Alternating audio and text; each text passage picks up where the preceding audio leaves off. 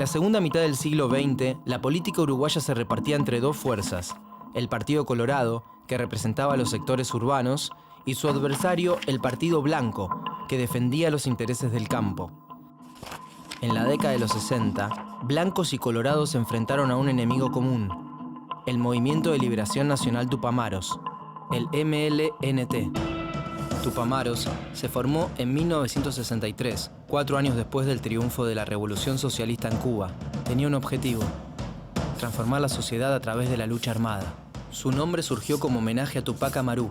Desde sus filas, el movimiento denunciaba los casos de corrupción de los grandes partidos. El 24 de diciembre de 1963, sus militantes bloquearon el paso de un camión de alimentos y lo llevaron a un barrio marginal. Algunos consideraban a los Tupamaros una especie de Robin Hood modernos. Estados Unidos temía que la experiencia de la Cuba de Fidel Castro se expandiera en su zona de influencia, y desde principios de la década de los 60, el gobierno se involucró en las decisiones políticas de América Latina. El Departamento de Estado estadounidense difundió entre los militares del sur del continente la doctrina de seguridad nacional. Uruguay formó parte del Plan Cóndor, una política de coordinación represiva de los países del Cono Sur, digitado por Estados Unidos. En plena Guerra Fría, preparaba a los hombres de armas para atacar posibles focos revolucionarios. Estados Unidos solicitó a las autoridades uruguayas que asesinaran o amenazaran de muerte a Raúl Sendic, líder de los Tupamaros. En esos días, la guerrilla había secuestrado a uno de sus hombres, el agente de la CIA Dan Mitrione. Nació el 4 de agosto de 1920 en Italia. Desde 1969, ocupaba el cargo formal de jefe de la Oficina de Seguridad Pública estadounidense en Uruguay, pero su verdadera misión era enseñar a torturar. El dolor preciso, en el momento preciso, en la cantidad precisa, para el efecto deseado, decía cuando se refería a la tortura. Mitrione formó a la policía uruguaya en la aplicación de técnicas de tormentos. Antes que nada hay que ser eficiente, decía Mitrione. Se debe actuar con la eficiencia de un cirujano y con la perfección de un artista.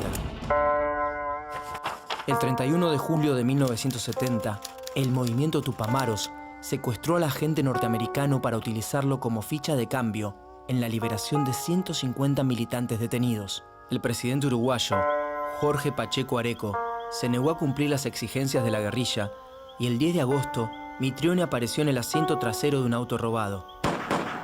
Estaba muerto. Los militares comenzaron a actuar como un ejército de ocupación al servicio de la lucha contra el enemigo, el comunismo. Las Fuerzas Armadas y el poder político aceptaron el uso de la tortura física y psicológica en contra de los supuestos enemigos. Faltaba poco para que la democracia llegara definitivamente a su fin. Había que controlar a los obreros politizados y privatizar el sector público. Un día después, Bordaberry anunció la disolución del Parlamento y prohibió la actividad de los partidos políticos. Se iniciaba formalmente la dictadura en Uruguay, la única en su historia. A diferencia de otros gobiernos militares de la región, las Fuerzas Armadas dejaron el cargo de presidente en manos de un civil, Juan María Bordaberry. Llegó al poder gracias al voto popular en 1972. En 1973 se convirtió en el primer dictador de su país.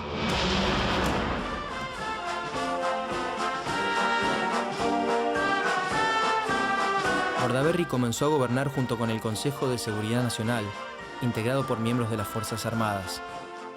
La Central Obrera y el Frente Amplio, una nueva fuerza de izquierda que había cosechado el 20% de los votos en las elecciones presidenciales, organizaron una intensa lucha civil desde las primeras horas del golpe.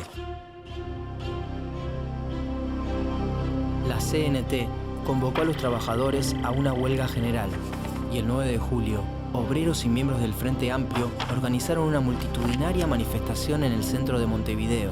El ejército los reprimió de manera violenta y logró quebrar la resistencia. La dictadura cívico-militar tenía un objetivo claro: impulsar una política de liberalización y desregulación de la economía e implementar reglas laborales más flexibles a favor de los empresarios y en contra de los derechos de los trabajadores. El régimen impuso el terrorismo de Estado para evitar cualquier tipo de oposición a su modelo económico y político. Secuestros, prisión prolongada, tortura, violaciones, asesinatos, desapariciones y robos de bebés formaron parte del sistema represivo de la dictadura uruguaya. En este escenario, las Fuerzas Armadas tomaron como rehenes a 9 dirigentes tupamaros, entre ellos a José Mujica, alias Pepe. Nació el 20 de mayo de 1935 en Montevideo. Al igual que otros dirigentes tupamaros, estuvo preso durante toda la dictadura. Más adelante, en democracia, sería presidente de los uruguayos. El gobierno también declaró ilegales a los partidos políticos, disolvió la CNT y reprimió la actividad sindical, instauró la censura y cerró los medios de prensa independientes.